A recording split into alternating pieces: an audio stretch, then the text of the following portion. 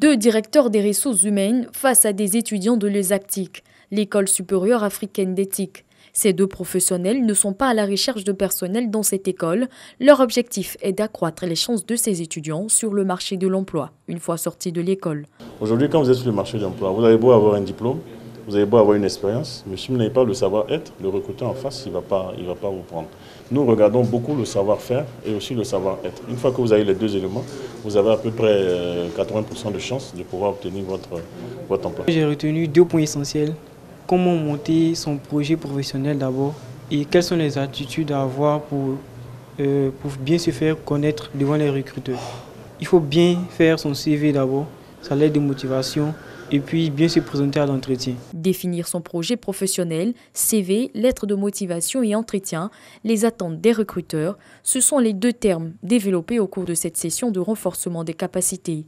Toute chose qui devrait assurer davantage l'adéquation aux formations-emploi, l'un des objectifs majeurs. C'est une très bonne école à la fois sur le plan théorique, sur les aspects pratiques, mais ces aspects-là ne suffisent pas pour donner les compétences à un étudiant de mieux se vendre sur le marché du travail. Donc chaque année, nous organisons avec les organisations professionnelles des conférences de sensibilisation des jeunes à la rédaction de leur CV, au développement de leur personne. Cette session de coaching sur les exigences de l'employabilité fait partie du projet S'investir ensemble. Il est financé par l'Union européenne et mis en œuvre par la Chambre de commerce européenne en Côte d'Ivoire.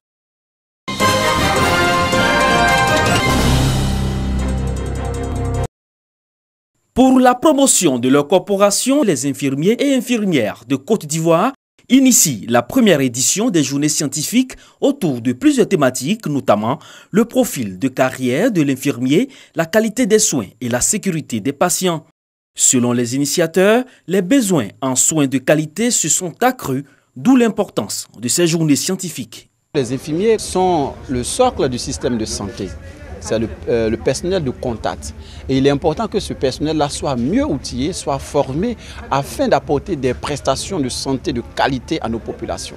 Et donc pour nous, en tant qu'association, notre rôle, c'est d'accompagner nos membres à la recherche et d'améliorer les compétences qu'ils ont afin de s'occuper de nos populations.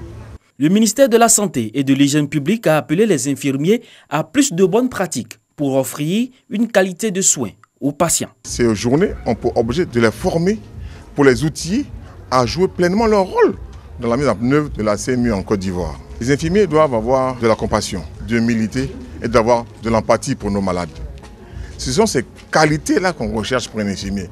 De manière technique, nos infirmiers sont très bien formés, il n'y a pas de doute là-dessus. Mais par contre, il faudrait qu'en termes de comportement, ils aient cette humilité pour servir leurs prochains. Optimiser les compétences infirmières pour l'atteinte des objectifs de la couverture maladie universelle est le thème qui a rassemblé les infirmiers et infirmières de Côte d'Ivoire. L'Association nationale des infirmiers et infirmières de Côte d'Ivoire compte à ce jour plus de 6000 membres.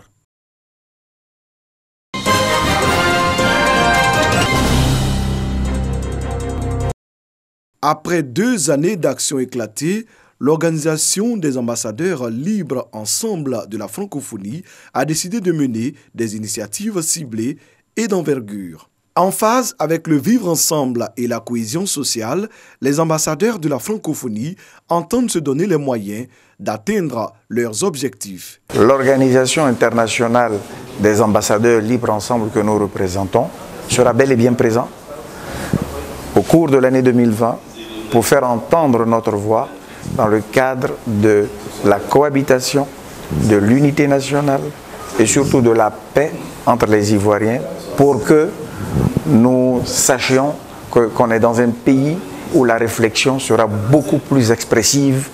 Le président de l'organisation, Mohamed Salamé, a vu son mandat prolongé d'1 an. Le professeur Aliou Mané est quant à lui porte-parole et président délégué.